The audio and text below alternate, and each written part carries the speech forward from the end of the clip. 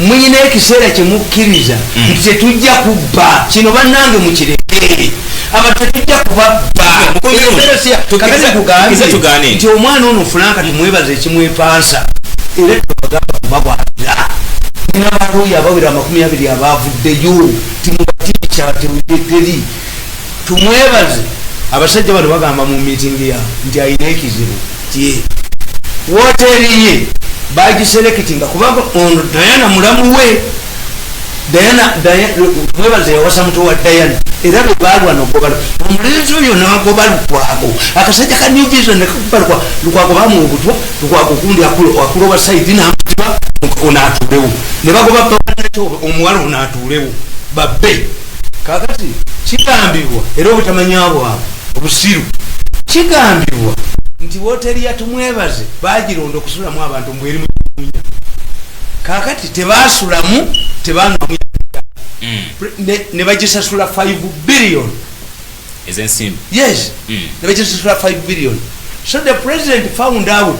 information gyebaga nti ejijja kunze nti woteri eti yasasulwa naito omuvubuka oyo namuga nti kumbeera eno bw'oba 5 billion gwebye kuba minisita ngenda nakusiba kakati kwegende wa kanisa ne bamugamba nti gamba nti akola apology atukolera apology ndi musiru tosobola gokwetonda ekituufu nga programu ya kanisa ya Katonda ya muggulu ebere tuzembadengera muggulu ne bagiteekako bali bamugamba nti gwe gamba ono atwetondere ngamba etondera nti no mukomero okwetonda kono obwetowaze kyakiriyo nsonga ezimu kamba buli olina okukkiriza nti kino nakyo abantu bano kamba buli bajozi chobola bakajinga ne polwa ya president ne daffe katubeekolereko Museveni abasonyiwa buli we mulaba yatuwabidde na okalabe we kadduka tuluja kufuta wakati buyinza kufuluma tumwe batajja kutambula tubayinza kuyita mu kibuga bane babattiramu kakati gwe if you will thief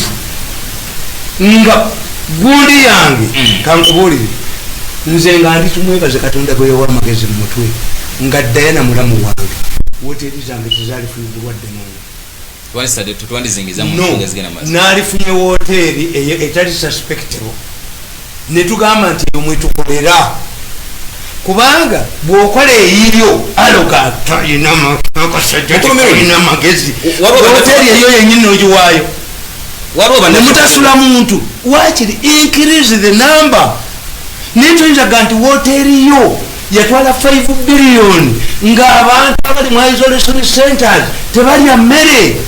Look at these people. Abantu bonna president temukugunguka. President yataddewo internal audit eyo Diana kyatamanyi. Abasajja ne batambula mu Western Uganda, ne batambula mu Eastern Uganda, ne batambula mu Central. Bagenda babuuza abali mu isolation centers zino ne bye balya. Tiriyo chogama abateekebwayo tebabo bakibakule if you don't make these isolation centers attractive nzitire wange lita maganduli wange nkukube bajja bakwira mu byalo. Isolation centers zali badde oli mugenyi wa government sinze nakenoonyeza kubanga president yabagamba nti muddire twaka drivers mubateeke mu isolation center. Bano bayingalinga bamalaya kugendayo tukafune bayola abantu bangi bagateekebwa mu isolation center. President nayogera ne Mafuguli, nayogera ne Uhuru Kenyatta, nakizula nga kakit akatesting Tanzania kagula $3.5 Kenya kagula $3 bakamuguza nkaga mutano nga omuntu. Uhuru yagamba president yamubuuza nti abantu abo abanje 10 boyina obaliisa otya kuba muwareti nange namba erinnya namuga kosti kijja okozesa ku muntu agenda okukitegeera nga kosti ya Uganda omuntu ali mu isolation center sente bimugenda koze byogera mbitabo zijjanja babanna Kenya 50 Diana atudde mu ntebe mutate kakomkomja buli we mumulaba wonna we mulaba mukakadizo buli we mulaba Franka tumwebaze mu mulinde kugenda wali mukubanduluyo bajja kudduka olonge ndulu yaki babyechi promenon 5 billion agere mu court nkugambye even the fact that kankubu nali mu Bukatoliki nali mu radio ya Bukatoliki mu rupapuro lwa Bukatoliki ne balanga kondo nga Kiliziya tekiriza kondo what I did kubanga nze nali nfunye bannaffe waliwo editors baali bafunye ekiranga ekyo naye bakitunda ewalala ne babalyako commission. I cannot use my printing okukuba ebyekibbi. What if kubanga kakati kankubuli omubbi omwenzi n'omusiru bakola ebidde omubbi omutujju omwenzi n'omusiru kakati how can Kalisha defend himself when Kalisha knew that the president was paying for the program? When Kalisha between kusawa mwenda wetwabirya mu meeting Kalisha could connect with the president nti program sebo kujijeko he had time. Kakati kitegeeza tulina kuwoleza Kalisha talina kuwoleza ekitegeeza ebbaluwa yabadde yaliyo kati tukize tugane mu mironde omwana tukize tugane ebbaluwa banga tyabaddeyo mukulu Kalisha aba yejjeredde tiyawubisiddwa waba akuyise muddeyo okutema mutuule. He had all the time. I told him nimugaba I've spoken to the president gendo kuba yesimu I provoked him ngali already ali bent nga bano balowooza batwa ebilioni 10 zikali ubintu yako nga kalowooza teri program jesijja kuvaako nga kasajja gwe mukiyingidde mune tumwebaza mwenna bakyayira ddala nyo nakana kasajja kandi visa kakati kyekubuuza kiri kimu omwana gwe batumye eddagala awunye kitaawe obulwadde n'agula efuna alyakabalagala ate akaabira kitaawe waayo ye kitaawe abadde amwagala naye obusiru nti these people if you steal food relief you are forcing the government the population to use, you are inciting the population bajjako government ate how nja kusaba omulala abantu mpuli abasiru including religious leaders advancing a stupid argument bamugana nga tubadde tubalookinga apo kigezera kovako bene Uganda nalabye n'ettaka lyakyogera okimanyi nti gwembwa ng'ebadde tirya mmere neokola osobyoba omwana n'agigulira eruma abantu bonna ngatejo madamu Judith n'abako bwa ICT agamba tuliyo mulokoda anti oyo bajja mukuba talina magezi ati alaba embeera egenda mu maaso n'okulinnya lukwa anti abo babbi agents of the thieves. What has gone wrong? We had almost 3 months. What preparations did we put in place? Nabagamba nti oyo omukazi tayana ni mulamu gwe nakano kantu ya pusi balizoninga negamba mudira isolation centers because all of us are potential isolation gundi bomulaba abantu abali mu isolation center nga babawonyabonya nga isolation centers buno bulwadde tebujja genda tewali vaccine kakati what do you do? Nabagamba nti mudira amalwaliro ga mensani mugabwe mubamuwa balabiri neki abalwadde abo yo gavumenti ebasasule ebagambe muyina abalwadde bwebati tubamalirako $65 dayana akoma okubba ne mulamu we nabazibiramu nembagamba alternative give these isolation centers to prison authority services. No, only prisoner, but they know how to deal with the prisoners. They can handle. Kubanga yo wa prison tajja kubeera muno Diana aline mulamu we boba nunya sent inflation region the president yamugamba treat me. I want to treat it ono mulamu we nga mazo mugamba tugende tubbe nyagoba omulenzi oyo mugavume omulenzi bamube mukomera kajiji yateeka kimu lutalo ateera basiru kubanga badayana abo amalwaliro gonna mutundu active zonna bakuga nti eriyo eddagala baga nti balina gloves baga nti ki oyo tumukunde ajja bakuba kubanga kasamula batumukunde ku ballot paper ewa president. No, the paradigm has changed. Embeera eyamba wa intelligence. Why? Nti as these idiots, the fools who have diverted the money, kakati waliwo akafaananyi mwakalabyeko akalimu omusajja alina ebikuti ebya sente za chokamu bya sente za tokalabu ng'agenda miliyoni olozani yabiresi can you prove nti ezo sente ezo batwalina sente ewaka kati ako yakakoze to incite you why does this man mention those akati ako ka opposition oyo tumukunde yamanyi oyo science nti nabagamba mukaziwo nga lwandiroodi abaana batudde temulina mmere mukazi wona ajja akwata kalisiiti abenzi bwebanga muddayo okumala kwekyo ekinga akola roodi buloka bwekakunakamulakumya naye omukazi abakabera mukotiyo agiwanike kuki agiteeke modro nalaba mu lisiiti yalogerera omusaabisi akutta why because it is now clear that you have the money but you misuse that money kakati ebyo byonna biri intended to incite the population nti look at Museveni all of the money that the parliament allocated to these institutions where is it?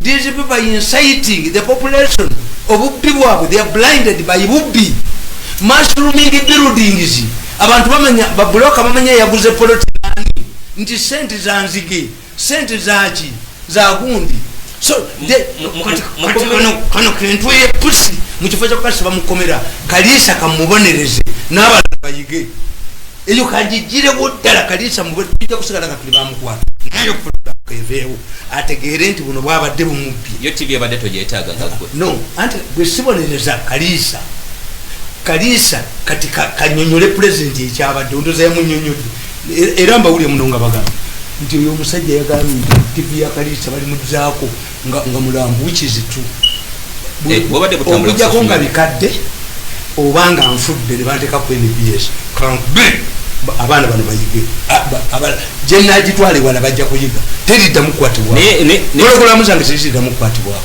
kubanga muherepingiyo pologulamu bakusasudde seeri ofuniddemu ebirango tolina kyompa nerekereza sente za YouTube nzimanyi nange nasoma n'abaana bange basoma nzikulekedde but you don't appreciate my role nti role embeeza kuno mumumpa sente. That's why the president yagamba nti oyo emotoka za state house zonna zipakinge eyoyo mugimulekere ayina emirimu gyakola anybody yalitegedde nti I'm helping you. I'm the one who is listened to. I'm the one who does not incite. I even provide the solution. Kakati abantu bana abali mu bulumi bw'obajjako mirundi bategeera kasire gwanga yakafa kati mumanyi nti omusiru ono kana akayina obutongo kanjagala dde nono omukazi olaba omukazi oyina sente naye era tonyirira oyo ddala tanyirira era nga alimu sente not the moment you deviate from respect nze nkuvuma kubanga mbagamba nti abantu bano tebategeera riots bwezagwawo babuuza mifalisi bakubako omujago wawulyako omusaka gwe bakubira babuuza muki munyankole etuleti eva mubana abayaya bakutte ebiko etuleti eyokubiri semina yayita ku road block gwe semina tukumanyi mukimayo sente bakuba kulaije musajja muli ayogeredde busi kulaije is a policeman bamukuba nomukuba omujja maje nti mwanyina yaguze gold simanyi biki omulungi yenna bamukuba naye abayaayo ku luguudo bakubani bwe bapaano balumbani nyabo lwaki siri mubbi ku kyalo no ke kasajja kawagira Museveni bakubako jina wadayana ono muntu eyapuso ono baali bamukubyeko ono omubbi ennyo okufula nga tumwebaza ewakajiji bagendayo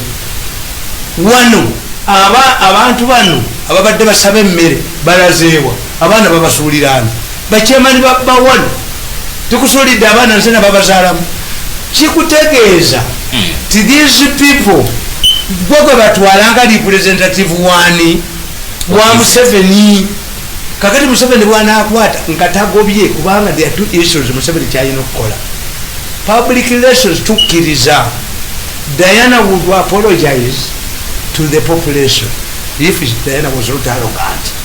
No minister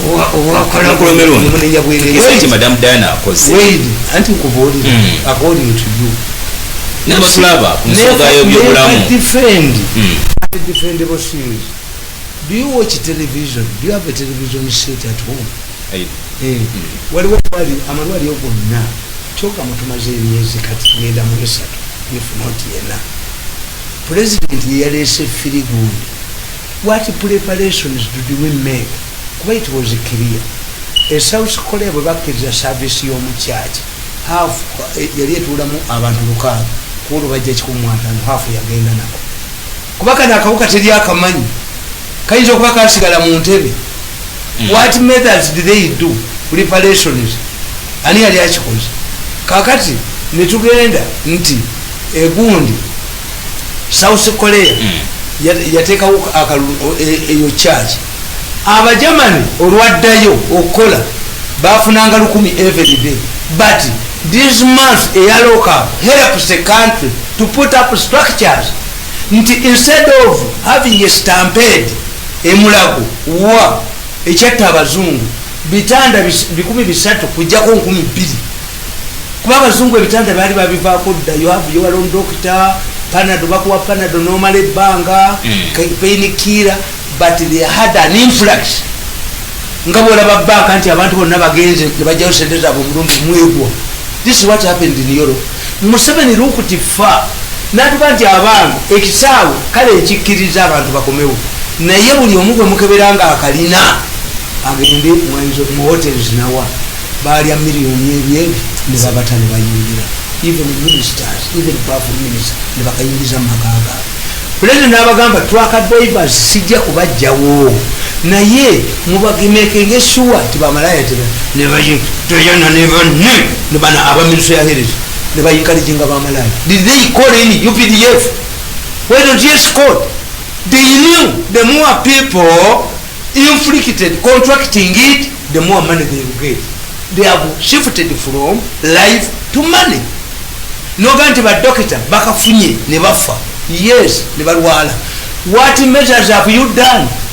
Nagamba mutabani wange nanga nti anze muwadi je ndimu. Nembaga batabani bange checha amali ekyo kigula sente makanti $2. Nembaga kamba bulire 10. Why? $2 kye kiku state. Wadde nebungeza bakkiriza. $2. How long do you take to train a medical doctor? $2 singa Museveni yakikwatamu nga bwolaba ti $3.5 basabye 65 na zino dollars zino bano ze basaba ku kyambalo sizezo. We would get a similar kubanga virus sibuli doctor anti yasoma virus waliwo dentist waliwo ki mu Uganda bumukola ti ba doctor bakola nga basamize kyobala nti president yali alesa abachuba bayigiriza abana bano omwana akudde makereta ina speciality tubatwala yindi. President nakwata abana 30 bagende India nga bamugamba nti buli semester bajesasula $5 nakuke batwalayo abana 10 esente ndala bazikiranga mu state no nyabaka wa parliament kanganko bakuyuza. So these people muleke kubeera sympathetic nabo kati bwe bavuddawo mubagenda Nambole zili square miles ezi bagala kubba Nambole ebitanda byamaze dogera anti nkubulire wani kati muyina ekisaawe kimu kyekisigaddewo emipiira gizeewo bagala balowooza nti hamu talina sente ze all the attention should go to Nakivubu bakidde pioneer bus zakima kye Nambole badde makiri bakikola mutima mu no okukakanya ku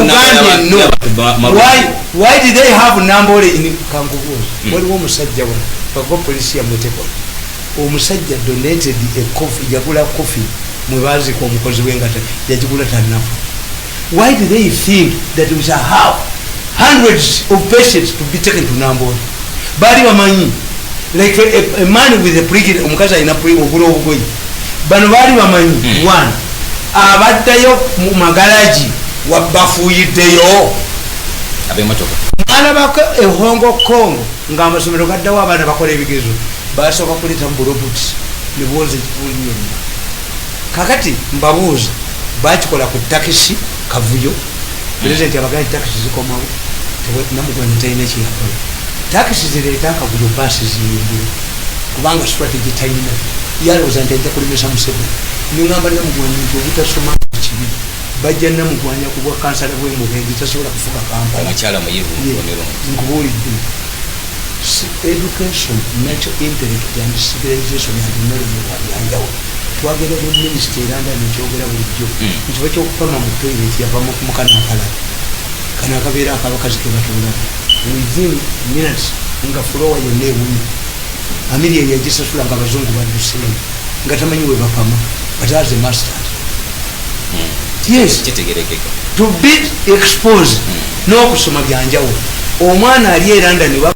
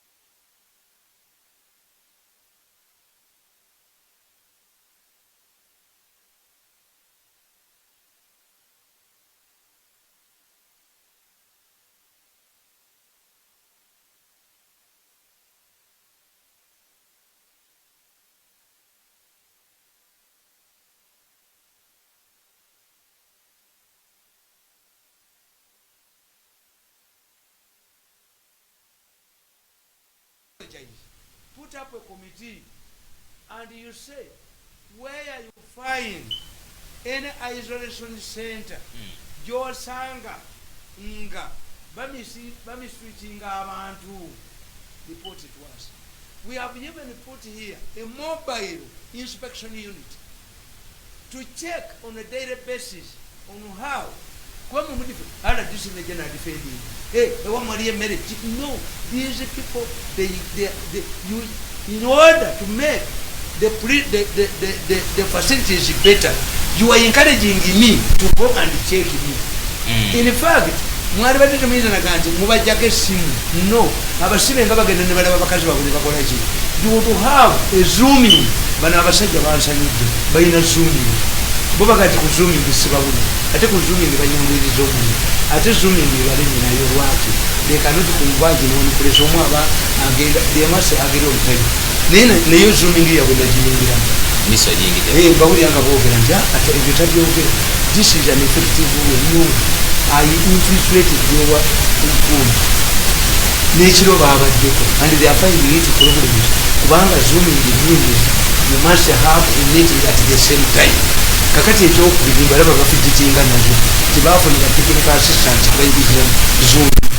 Tebatia okuleta abantu basomesa. Mbalaba ku satellite. How can you hide it?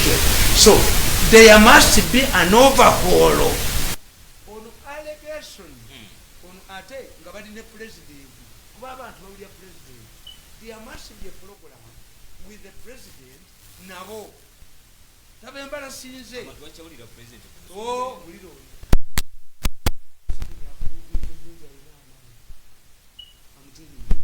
era nabagamba ndi bazina mugwanya yatutidde ekintu ekirala.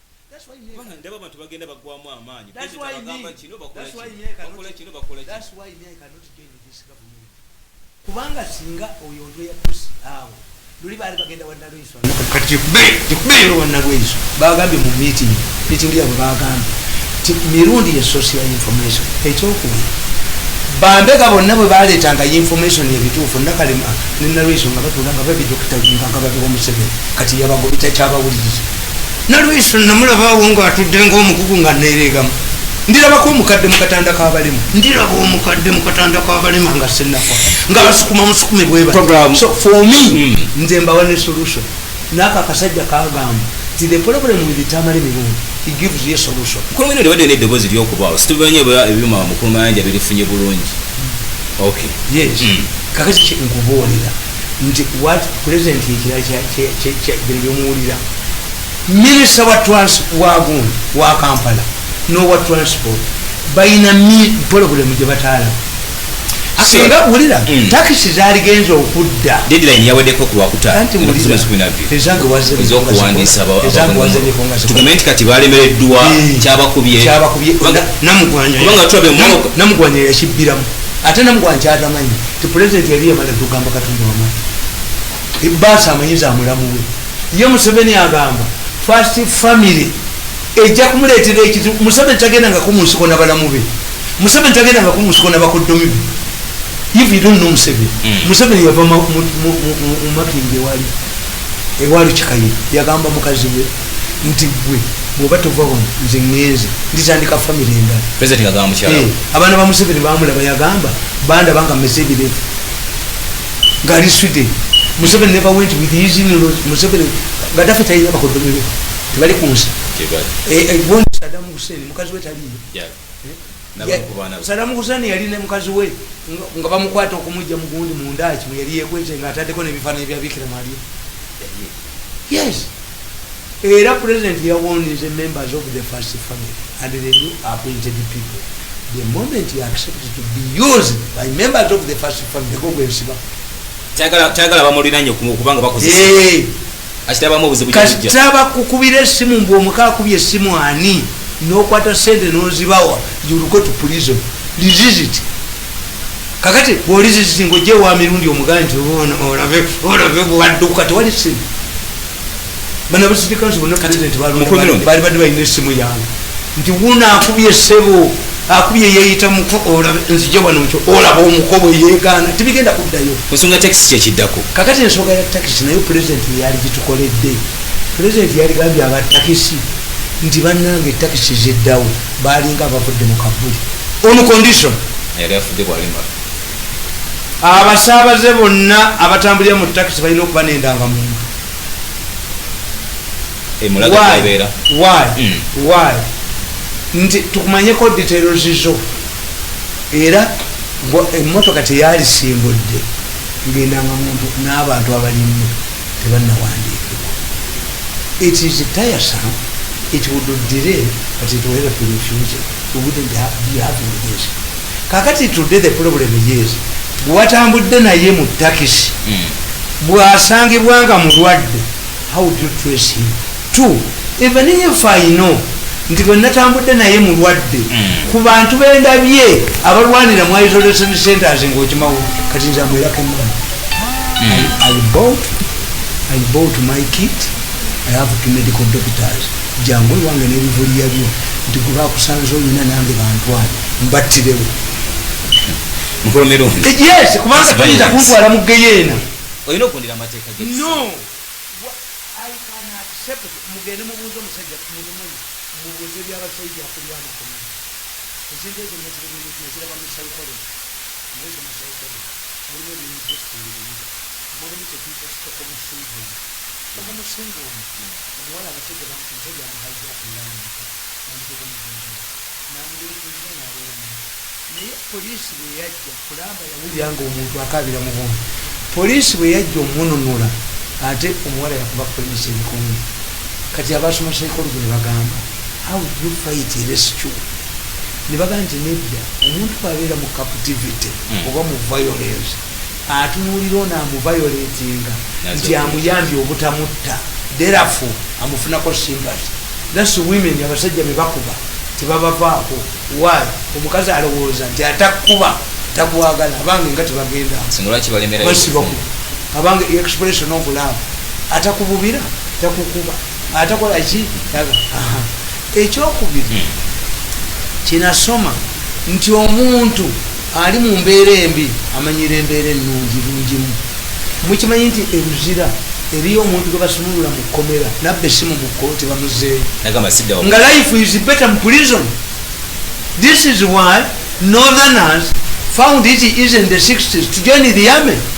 Army life was not far away from their ordinary lives. They had the order. Abantu ba northern Uganda balira mu sefuliye mu sowani mu white poison.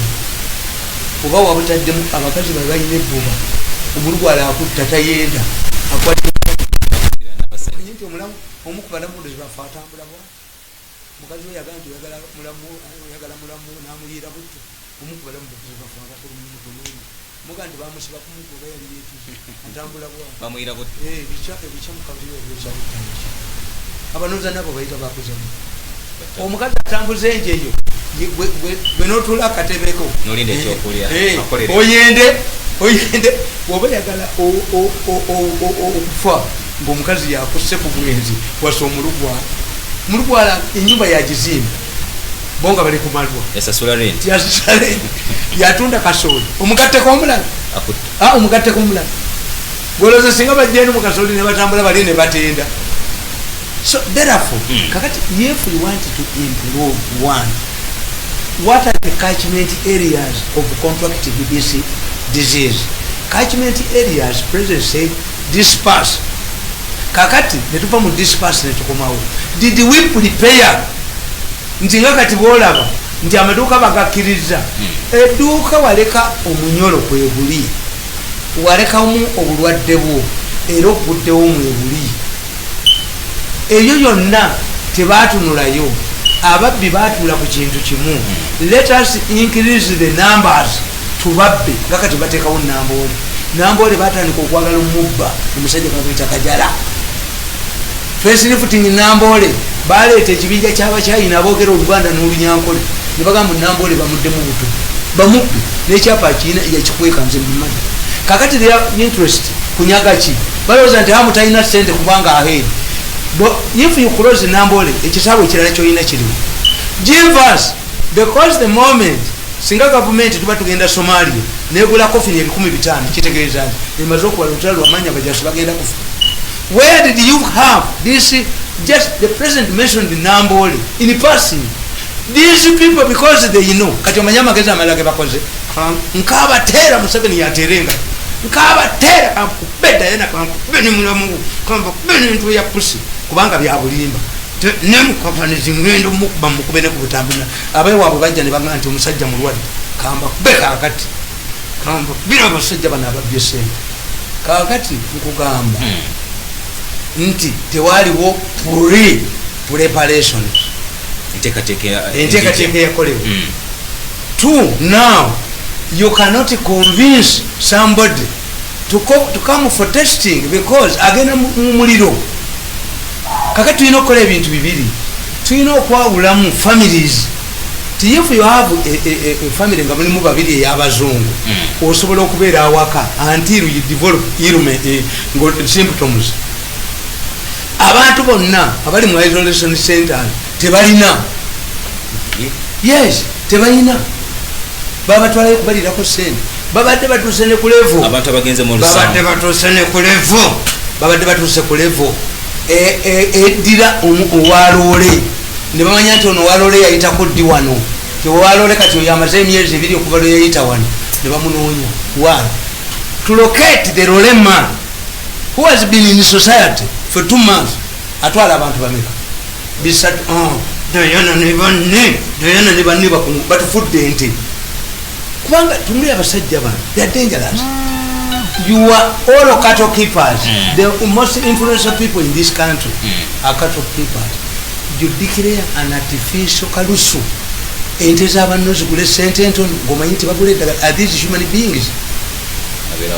Wonna mbamanyi bwe bazze bakola wonna mafia buli omwesonzeewo. Yes, they created a subterfuge, a government within a government. Kubanga Museveni yajja n'akola ensobi nawandika akatabo kano nti the genesis of corruption under NRA. The genesis of corruption under NRA. Akatabo kano nakawandiika kaliko eky'ennaku z'omwezi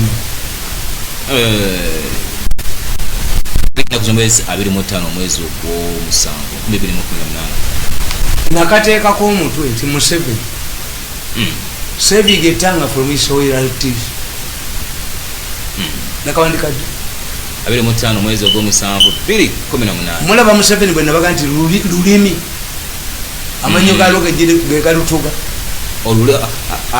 Museveni ali manyi wakati. Yes, naye nakawandika ddi 2018 kana katabo ka 2018 how to saving a tongue from his source. Oli agamba nti President Museveni alina abantu abamunyiganga babe naye ayina okubatuuza abannyonnyole nti how you can overthrow your government and knowing it. Kubanga muzeeri yatufugidde tasobola okulaba abantu abo emyaka 3. Kugambye Museveni muba mulekedde tigo wenyini udifodinga badayana ye yenyini president yataddewo pro intelligence netambula mu isolation center zonna.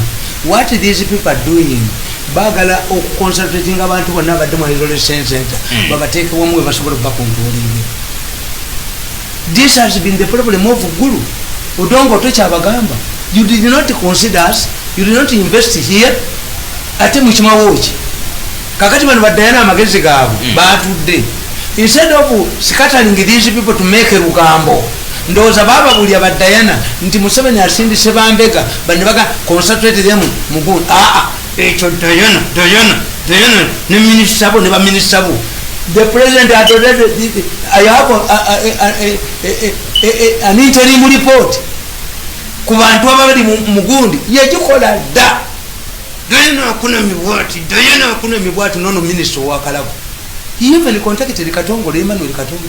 What task force? Asking him, Zina Mukubina Kusim. Over these issues, but he baka. Nti, Alaba Abana Bay, the Baganti and Badinga Chima Butu, these are like baby monkeys. Baby monkeys is a baby Gachutomuri. Nizizan Niganti, your flame with Okadiwan. Timo, Echimenka district the way it.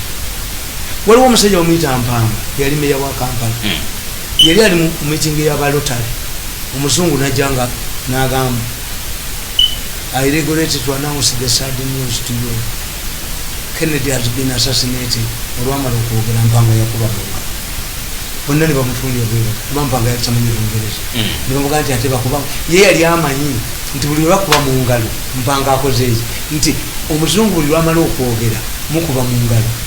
In this time, the man was announcing the assassination of Kennedy and mpanga kiraba nga kiringa ekitegeeza nti asanyuse yali tategedde kyogeddwa era bakimunyonyola nawulira ku nnaku. Kakati these people bakola ebintu ne batamanya nti ne woteri zemuzimbye bajja kuzookya. Nono alaga ebifaananyi bya ssente n'akulaga nti ssente mu kifo ziwa abantu zizino money. Oyo naye bw'aba ayagala kwesimbawo twandamanyi ni gavumenti naye agenda kwokerwamu. The Baganda we have a good proverb. In pursuance of a lizard, an innocent lizard, you burn the whole house. Kwata egundi oyokya ennyumba bw'okwata ekisiki ky'omuliro ogoba omunya oyokya nnyumba. In the process of undermining Museveni, you have also invested here. But oyo omwana so bino bebakola tebamanyi nti bigenda tebamanyi impact yabyo. We can arrogantly sit down mukahanizi Dr. Diana Franka tumwebaze and mwenda and we go to NBS netugamba Kalisa call that man, intimidate him, the 10 million. Are you caught to declare 10 million? You are stupid, you are idiots. Fina na chakuba kumachela. Mubaganda singo obusiru tumuita mufungula andiga. Tino mumba tutu, echimpe mempeme, egonde, omusiru, omugwagwa. Tuina yo mufungula andiga, ya singo obusiru. Omufungula andiga. Ye endigo gitegera nti nsajja mala gifungula kikira. Tumuita mufungula. Ebigamanga binene kuba. Bila mufungula andiga. Babitibwa wa minister balamba. No, how can you think that you block Mirundi, who is a cooling system? How can you remove a speedy governor in your car? Akakubira akadenchoduka. Mokomiron, you sit with those people. No, President Nampita na bala bomulamba. President Nampita. You can sit with them. Era Kalisa yawunye singa kabadde mukabadde kafu. Kubanga nepimye n'emirundi ebiri okubyola Kalisa. Naye nakitegeera. Yaga nti meeting ekwe kafya tukutte. Namupimye emirundi eti. Naye mukulu mirundi okukanya n'okutegeeragana kintu kya mbungu. Tosobola kutegeeragana namupya zekutta. Era mu kyo kibi kimuko. They fighting. Mbakubye emyaka 7. Bakola nsubi ku nsobi. Tokaudeka akakola apology. Instead of saying this time bannange kino zetushibba nabagamba nti mafias, the local mafias in some countries reserve certain things ne batazibba for their crucial to society. nabaga nti Zimbabwe yani policeman cannot accept a bribe from a poacher. There is some money they get to run Zimbabwe. Get his gold is derived from national parks. Look what Ethiopia Ethiopian Airways yatandika 1923 bajibba yonna ne bajibba babbye ensi yonna mu Ethiopia, but they did one thing, reserve Ethiopian Airways. Nabaga nti ddamu y'ejjinja eyo singa yali esituka singa eri wambugu nga bagitwala tebalina kye batabba. Toyinza kubba mmere, toyinza kubba biriifu, toyinza kubba ddagala. President Museveni azze munakola order badde mubagabe emmere agambe minisita Beni Namugwa badde mubagabe emmere tuli eyo tetwalipo enga goboga Namugwanya yali kubye bugobi kasasiro. Tulina kye tuyita a bottomless pit, akatebe tekajju. The president would overhaul Kampala. Remove Namugwanya. Leave the structure. I think was in the demo. No, I just say you will receive this food in the constituencies. Back in the about President Amoliba Mugambi. Namugwanya alinaku from Chibuga. And Kakati Museveni Hachimanyi. Museveni Tafana Nangafu. Kati Museveni Hachimanyi. If you remove Namugwanya, Museveni nabana basajja boge. Bakuga nti Museveni yakuwa chances nganya. Kuyokutano nakkiriza nti nedda toli musiru. Museveni amanyi nti singa dya Namugwanya n'omugobera mu kavuyo kano political future y'ogidde. Ate nga mirundi amaze okubulira nti Namugwanya is an amateur in politics. Tamanyi. Era kyenva mbabuuza bwe muba mugaba emmere mu Kampala, advisor wa Museveni gwe mwawaana ennyo aliwa. Envoyi wa Museveni mu gundi mu geta aliwa. Uhuru chairman wa mwaliwa. Obubbi bwe bulabika toba navali kyobala nkugamba wano. Nakugamba ti in my area submission I pointed out that there were some corruption scandals that happened in Uganda between 1986 and 1996. However, all of these scandals were not highlighted. Ugandans were still recovering from the brutal experience of both Obote and Rutwa regimes. Ugandans were like somebody who has just been released from jail and ready to tolerate some level of harassment from his wife. This is the reason why at that time slogans like Tweba Kakutulo, which means at least we can enjoy conjugal rights with our wives in peace, became popular. Okweba Kutulo means sleeping. Wairo Okweba Kakutulo means sleeping on top of somebody. Obuganda bwa kuganji embolera yebase embolera yebase Kasubi Kazino. Obuganda bwa kugamba tyafuluta byanjawulo okukweba kakuna kakati Obuganda bwa kugamba nti saakombe ku ntoke yakiro n'okukomba ku tulo byanjawulo ate Omuganda bwa kugamba titweba kaku segeza bali tebeba ali ku tulo okunyamula ekyo temukimanyi nti abantu balowooza nti Abaganda tebabula bigambo ebyo. Kati nkugamba nti Museveni bwe yajja obubbi bwaliwo mu 86 naye tebwali highlighted. Bwaliwo obubbi bwatandikirawo naye ng'abantu biri tebiba ekya gavumenti ekibaluma ababadde basula mu churches tebakolereza kabiri kati kaaka baana be babatawaanya ate abaana bakutawaanya nnyo bawe empeke bamba baweja kadebeba. Kati nkugamba during this period they did to procure Tata vehicles, Santana cars for government was going on.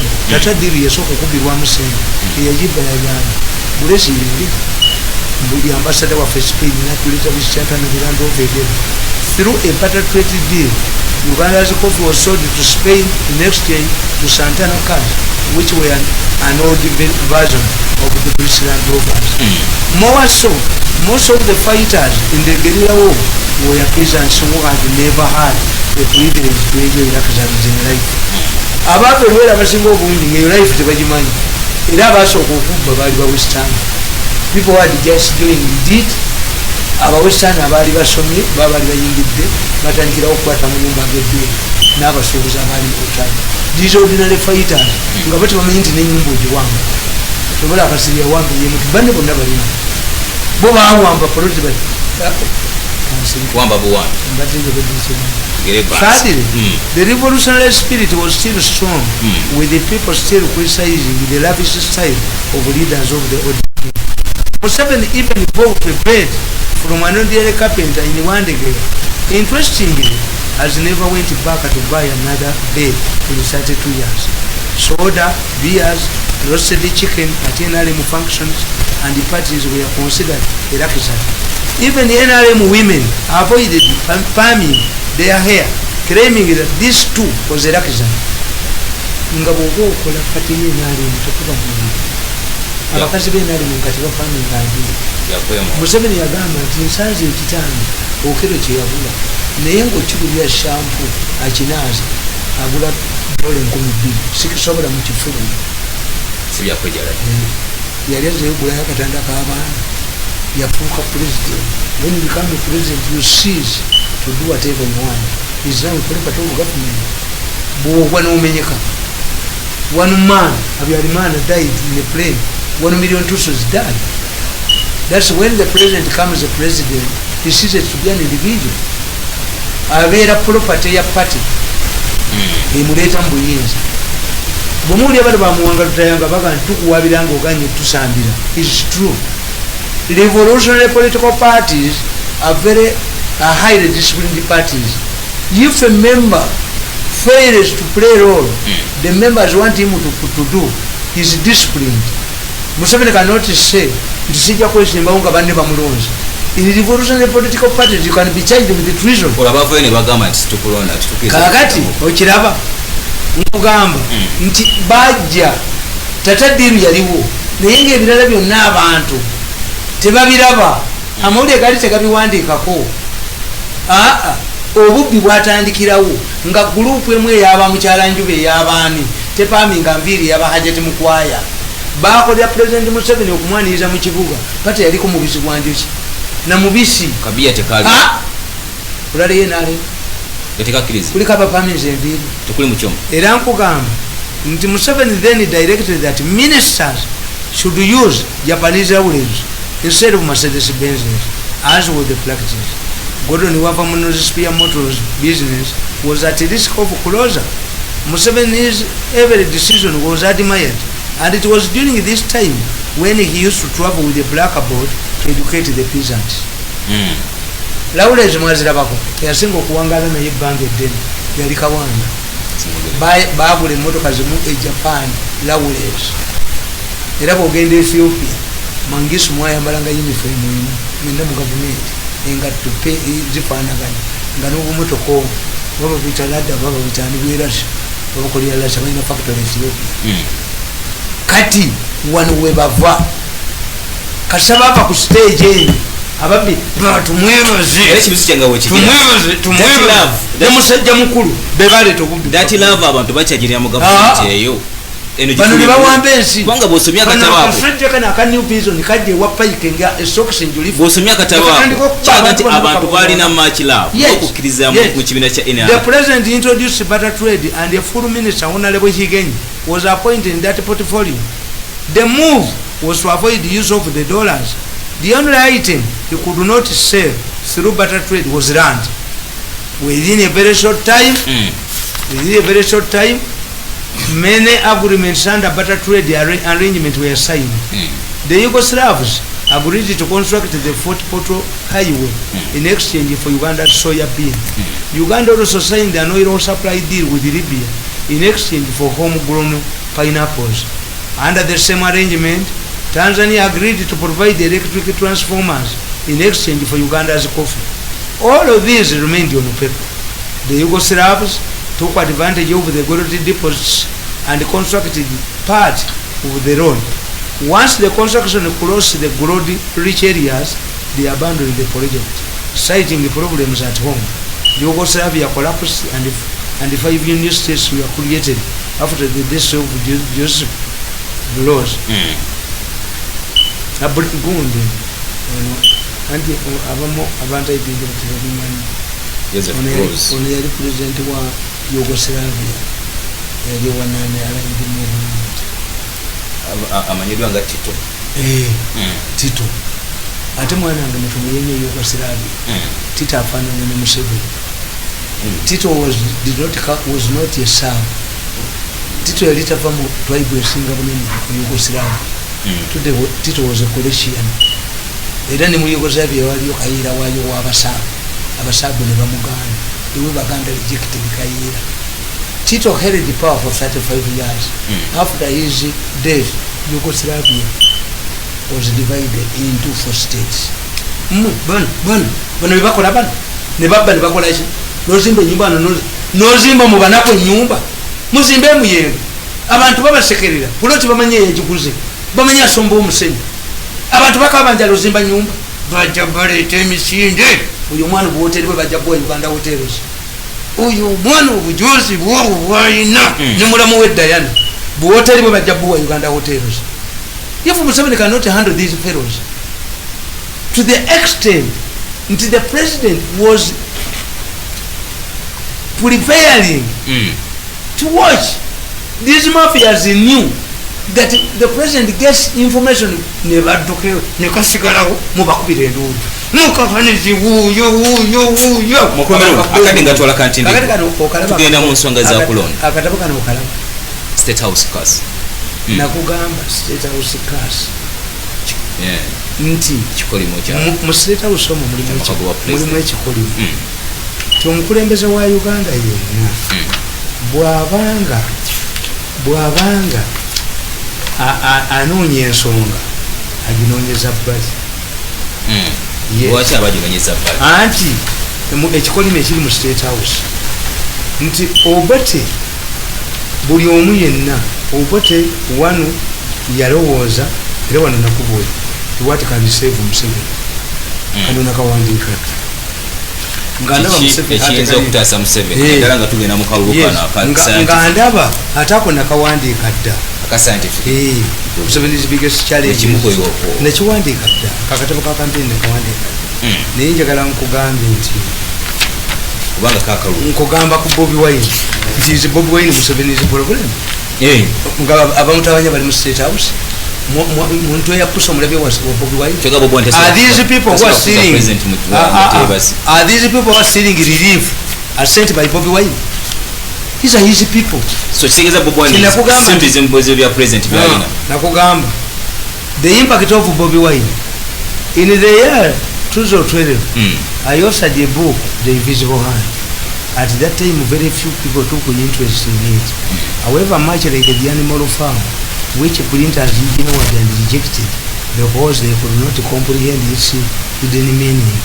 The Invisible Hand has become one of my best sellers and has been reprinted more than 10 times.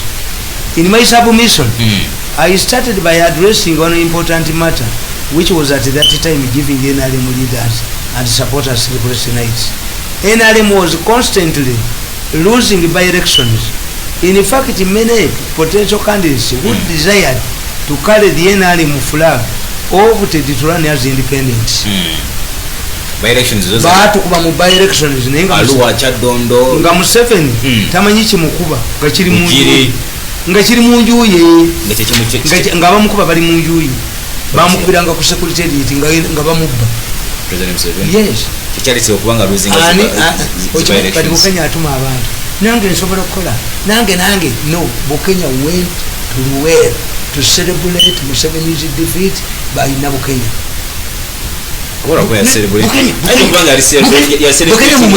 Bukenya mumuzimbire ekifo bamalaya gye bagenda n'abatunulako retirement gundi offer nganze kwejagala modern printing gundi Bukenya kimusobola muwa kumuzimbira ekifo bamalaya gye bagenda nga beyambudde yena atuula wali n'alaba abakuna Bukenya temumukomya Bukenya tasaana kudda mbyabufuzi mumuzimbire ekifo bamalaya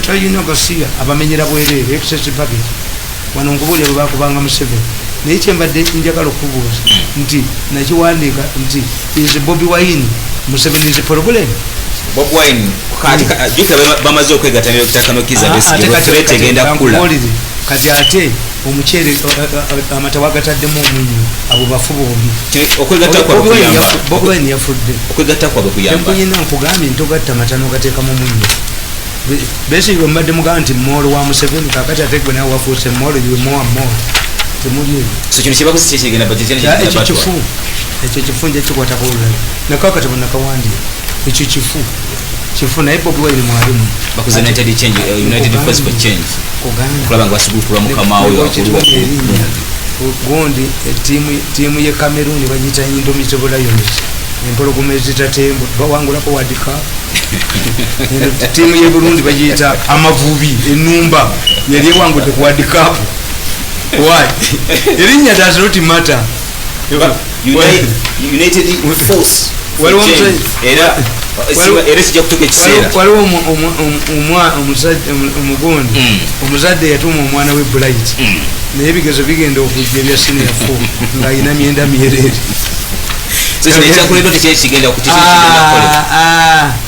no lwaki ebintu bireetera mu ngeri era nkubuulira wa nkankubuulira kiri kye nabadde nsoose okwogera kubanga tujja kubeera wano fenna naye wano nkugamba olaba wano wenakugamba nti akatabako kaddi again at crossroads anti kati bagamba mbu president yakola library y'obutabo buno baali bamuga nti tebuliyo nabo batuma mirundi atutta nze nabeetegekera naye Museveni bwatanasiba mutabani wa Kajiji kumugoba mu gavumenti bamukomera n'omuteeka kabangali nga bwe yasuubizizza abantu ne balabako mutabani wa Kajiji ku njegere tajja kutegeeza ggwanga waliwo ekiseera when you should borrow your friend's head aje oli mutabani wa Kajiji amukube kabangali nga ali bwati ne Diana nga muli ku mugongo olaba ababbi bwe badduka Diana nga naye agikanga badduka kamunye nakano kantu yapuze nga kayine ne mukakandizi mu katanda k'abalwadde ojja kulaba abadduka you solve the matter once and for all amini yaleeta madivan nemmetta nga balimettewa n'abayimbi yabaleetera mwanda we yakunjegere tewali muyimbi yasigala tukikola omulundi gumu mukakanizi nadduka bamuleeta akatanda k'abalemu noledde mutani wa Kajiji n'omusiba empingu n'okwata buwoteri bwe bwonna n'obwa Uganda hotels Diana nadduka nkugamba nti kino kyaliwo oloka yakireeta Professor Oloka nga tukyusa mutamulimisi kati gwali mwakazi kugamba Oloka says that is impossible to defeat an incumbent in an election kati Oloka n'agamba the historical record has demonstrated that the longer a president stays in the office the harder it is to remove him or her in a to remove her in a democratic fashion. He explains. This goes to augment my argument that political power is about to influence and advantage. It is up to the opposition to take advantage of the weaknesses in the government. In the case of Uganda, the opposition has failed to study the weaknesses of the presidency and the thinking of the population. They have failed to offer the people a better alternative than what they have. However, there are two ways an incumbent can lose the power to the opposition in a democratic fashion. The government can fail to win an election in the circumstances where it introduces unpopular policies without regard to people's feelings. If all opposition parties pool their efforts to reasonably criticize unpopular government policies and didn't simply attack Museveni, the person, people would certainly offer them a chance to demonstrate their idea through an election. However, if the reverse is the case, the opposition could as well rest assured of never winning any popular adultery suffrage elections. This is more pronounced where different opposition parties opt to campaign differently, in spite of and split up their votes. A case in point is Kenya. The opposition failed to win power twice because they split their votes. President Moi returned to power with a few more votes than those of the immediate runner. If the opposition in such a situation had pulled together, maybe Moi could have retired much earlier than he did. So when Kenyan political parties realized that their oversight and began to talk issues other than attacking the personality of Moi, they found themselves propagating similar ideas that compared a coalition under NAC. The NAC coalition is defeated Moi's successor Uhuru Kenyatta, despite the enormous government machinery and resources at his disposal. Like our opposition politicians and academicians, Moi's rivals were clamoring for term limits as the only way of defeating him. Ngabana kati bano bo balemedde okuleta ensonga ba president Museveni nalabye gundi mukodomi wange ono gundi mukwano gwange gundi ono basalirwa bakutuma okula ennyama nolira abasiraamu embizi kati gwe tukyakubuuza basalirwa participated in an election which was later nullified by both courts nti kyeyagenda mu kyali is it the same basalirwako can tell us that if we do kubanga mukyemutalinamu abasajja bano ababbi bakolagana ne opposition ne babesigye ne babubiwayo ababbi batunga ne babala nti singa Museveni ateekawo akalulu mu ssaawa zino tunabbirawo no campaign, there is no nalweyisa okutambuza abantu mu bubbaasi bwe tewali betugenda kutwala wa Museveni bagula what do we do ne bagamba mukube ne baleetagana agasajja genavuma nembaga nti wadde muli mbaka wa palamenti nga mukikira Uganda Katonda teyabawa mutwe mulala obusiru bwammwe bwavaana bwe Kampala ne mugenda nabwe Dar es Salaam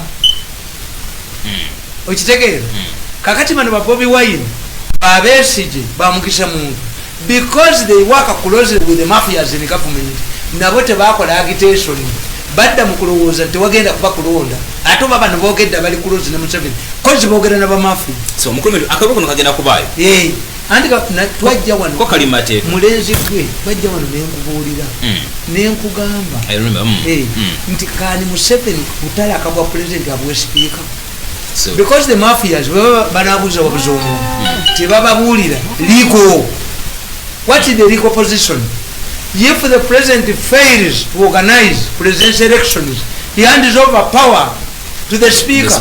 Can Museveni hand over power to the speaker when namalo kyogera biva no ba mafia bamuli ku Lusegere ne batandika okuteeka sente mu parliament bajjako speaker bajjako kadaga bateekeko wa if Museveni hands over power Museveni musajja risk take ayita okubaga ina deal ne kadaga era ne badduka bano bantu ya possible akasajja kasinkana kadaga akasajja kantu ya pusi kasinkana kadaga ngakagala bamwe sente alete ekiteeso ekiremesa reya kuba mukahanizi mureya mwali mukakanizi mwebaza batwala sente za reya mu dollars mu February mbakube mukakanizi abantu bete mujja beri kavuya don't ring me again chichoncho don't ring me again leave me to finish this battle bamba demba kwatiridi kati kamba terenka Museveni yaterenka kakati okitegedde nti bano Besigye tebalowooza konti akalukajja kubeerayo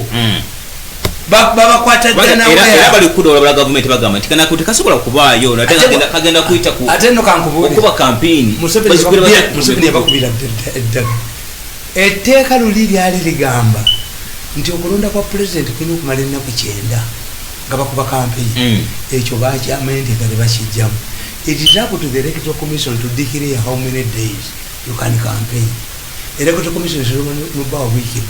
Name Mwabaina TV. This is the time to get money. Yeah, because people can campaign on your TV. So kubanga twagala reality media. Yes. Nechi ekigendo kuliba kiri mateeka. Anti kiriwa emali bulira. Abagenda okukibera mu bulira. Era singandi minister wa information. No yesiza kukolera government ya Museveni. Ekyo Museveni yampa kyenina. Ban nzito omuntu. The Minister of Information, instead of concentrating as salivas on an impossibility, we can push it to local down. Gendo take ya bana bumu. Gwenaba ko bateka yo bana bo. Toza yo bantu boche ekibuga kati nawe nodduka. Stop talking that rubbish. Everybody go to ndabye ne ntagali. Stop talking that rubbish. You cannot intimidate people. Nti obazayo wa. Bazayo molabe. Museveni yabazayo lulinga abagambi nti muyina amata muyina emmere muyina ki okyabalimba ogwokubiri. Do you know that it is easier to convince a younger girl to get married than a divorcee? Ugandans have seen that what you told them to have temubibawadde. Instead of wasting the saliva is an agent. Bannayuganda bannange genda obyogere mu baana bo. Sensible Minister of Information at this time. Minister of Information kyali badde akola. You still have Uganda Airlines mugikyatalingi. A Minister of Information, a delegation from the Electoral Commission, a delegation from the Attorney General, mugenda mu abantu kaka musanvu, would fly to Mali.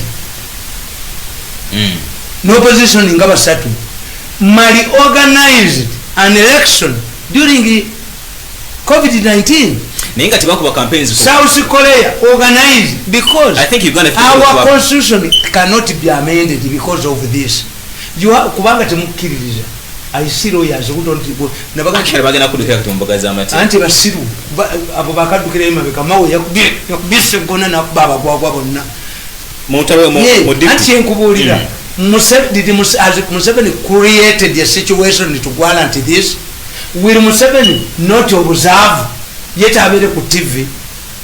Kino kiyamba bali ayo ali organized enkuba eyamba muntu yetegese ali organized yakabaletta kakati omusajja mukasa ali wano mu Lubaga South oyo omusajja okuva lwe yajja ye talabibwa naye abateredde gundi bwe yajja COVID yagula tanks naseka mu strategic tent n'abatera mu sanitizers n'atambula okutambuza yasooka okugula gundi ezo gundi n'azibawo masks ye ne gavumenti bebaguzi naye mwe abatalowoozaako wano from 1986 to 95 ebibiina tubadde nga abakuba campaign tuli ku platform emu.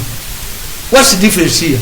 At one time court ruled that Besigye should be nominated as a presidential candidate in prison. If Besigye was assured of winning at that time in prison, what's the difference now? Chiriwa. Yes, because we cannot amend the constitution. That article of the constitution is not amendable. Even MPs wulira tebakulimbanga mubere ngenda bakolera seminar nja kusaba president sen tiba moderators bano beta okuwawulwa kuba mutu wenyabo bena mastulira. Even parliament can only extend its term only when there is an emergency. Kuba parliament ya Uganda tevaawo. The parliament of Uganda hands over to a new parliament. This is why when you have primaries ate osanga ONRM yagudde mu kalulu nga kyatukiikirira ki tebaayagalawo okubeerawo vacuum. This is why Kataga yagamba parliament sijja jijjawo mujja kwekwasa nti mwabbanga ssente ezo kuba parliament yaliyo naye naakwatibwe. This is what they don't know. Museveni bakuliatingira ekintu kye bataategeera. The Katongole committee's money is not audited by government because it did not originate from government, parliament. Kataga zino Diana zazonyiramu ne mulamu we originated from parliament. They will be held responsible. Mpozi mugobe n'auditor general mugobe nani naye wanudde ku hoteli bujja kutundibwa. Kati nze naye ekintu kimu batumaliriza. And I'm going to say it because it is connected with the death. Kasire kwanga bukedde amukola mu ssente. Kasire kwanga omugenzi. Mwakubye emizinga ne mugoba obusolo. Naye kasire kwanga mwanuziise mu nsiko. Era sijja kwewuunya nga bagamba nti amagunju gajjeyo omulambo gwa Kasirye. Lwaki? Bamuziise mu nsiko. There is no house. There is nothing. Nti weewaawo. I hear the president yali abagambye bano aba housing unit ya military bagende bazimbewo ennyumba at least Kasirye adireyinge okuziikako. Announce him delay the burial okutuusa nga tuzimbyeyo ennyumba. Balina Kasirye abadde nga Kasirye tabadde mugagga naye abadde ayagaliza abantu. Ekyokubiri omuganda alina okubeera arrogant. Essential omuganda must be arrogant. Omuganda must be an arrogant man. Muve mu bana abaganda ababasaba. Muganda must be analoga nti yes kuvadde twali bantu basembeza babantu bakugamba being receptive does not mean omuntu ng'olina okumuwuliriza kyayogera ogenda olebeeta abantu kamba buli ebintu bibiri buli osanga boogera akambe mukazi n'omusajja babasaba laavu tesaba ku muzindaalo ekyokubiri omuntu yenna yagenza okusaba akunaamiriza kyobulaba entebe y'omugagga esiibuka eno wasemba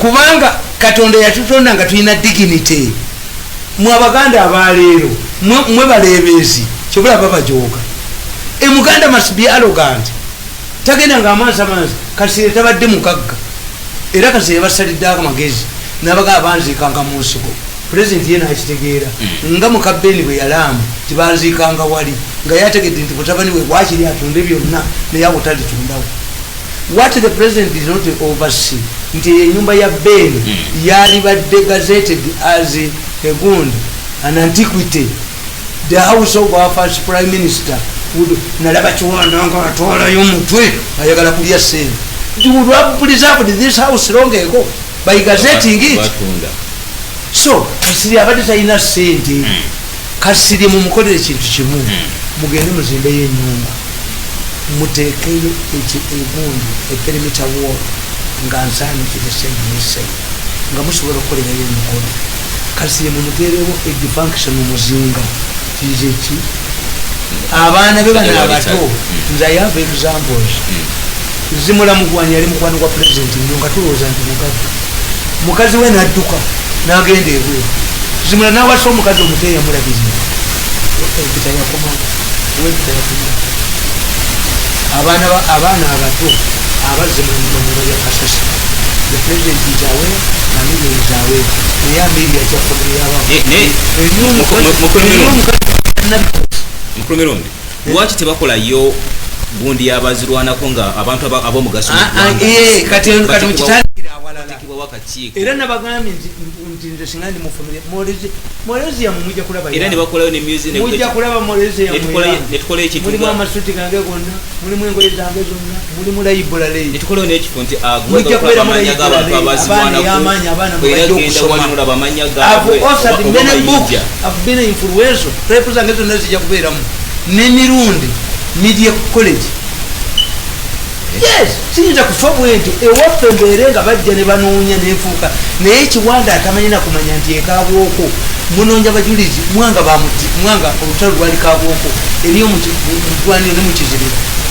ebyo tabiriko kiwanda tegulimu ebyoabanira ba matters but if a person who comes to visit Uganda over matters follows mwanga from the religious wars mwanga yaddukira wabuddu the decisive battle amajje agakuba mwanga gaali commanded by Sapolo Kagwa abakatuliki n'abakusaali bonna baleeta amajje olutalo decisive battle yali luddawa yali kaabwoko wali ng'ogenda okuyingira kalisi yewali mu kizibira kale mwanga ate ayina telefoni namba olutalo yali aluzuumirira mu lubiri lw'eminziiro kiwanda ayenjerera mu mataze na mugongo kakati kasirye mbagamba nti kasirye gwanda president yabagamba ennyumba talk to the home abaana ababanja kasirye ekibanja kya kasirye gwanga yasasula namwandu abaana teyabawasente as family zakibayo naye kyembabuuza nti olowooza ey'omunkene yiika egula mmeka ekibanja esittaka kubanga kakati abakyala abo abaana abo bajja ewange ku makya ne balemererwamu omusajja eyeyita Meja Katemba yabakubira essimu nti ali mu ofiisi ya Mekamaani bwe mutave ku kibanja ekyo tujja battanga betasekasigemwami ayiranga the idiot kasa yawulira nti nze tamala ebirungi era essimu ndejjiba newa president ojja kudduka kisajja ggwe ate onoogikyusa oti esimu nagitawo era tujja kumanya oligiro obuna abaana bali bagala bagobaganya babatiisa I talked to one of the family members yakasimuwa nanga no batuyita ne batuga nti Kasirye agenda kufa but the president's suggestion is that we build the house ne bagenda omuziika kuba Kasirye waliwoza mugezi ku faamu tebamuziikayo yalama ku faamu abayinzi bagikayina nabaga nti Kasaija aleesa amabuga ga miliyoni 2 ayagalazo Kasaija wamulabako ne Kasirye bakiyoleeta nembagamba nti twakita Kasirye Gwanga generation mumanye nanyini yali agala okunyaga ettaka lya Kasirye Gwanga bali babiri omuminiso omulala munene nabaasi kati abaana bakasiba naalisobola.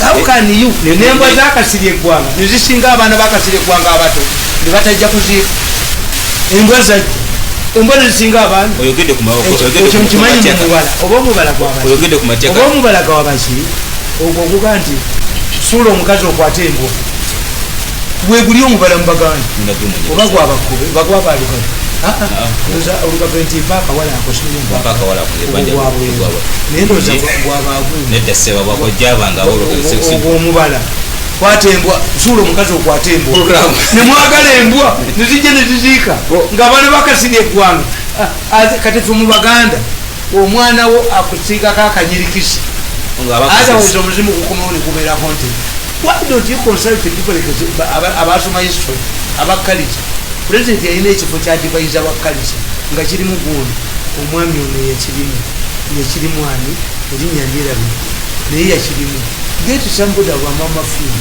mukimundu ati kirimuki anadvise of the president on culture kati abaana bakasire bamusiigako akazingondo okuziraga tukiyita okuziraga yali afudde ebola yali afudde ki nabaganda gina emirambo gyemuziise mugiteekako mumaaka abaganda kati tebayinza kunjekakole tebayinza kumpa muganda kikikwiziza abaana bange omuzimu gubatawanye nga bamala kusaba ebyamukulu mirundi byo tebigwayo program omukulembeze w'enkyabwe ekibegenze simagana profesa azimukubapagondebwa mu kusande azibeera saba sepaka saba ate siba bulungi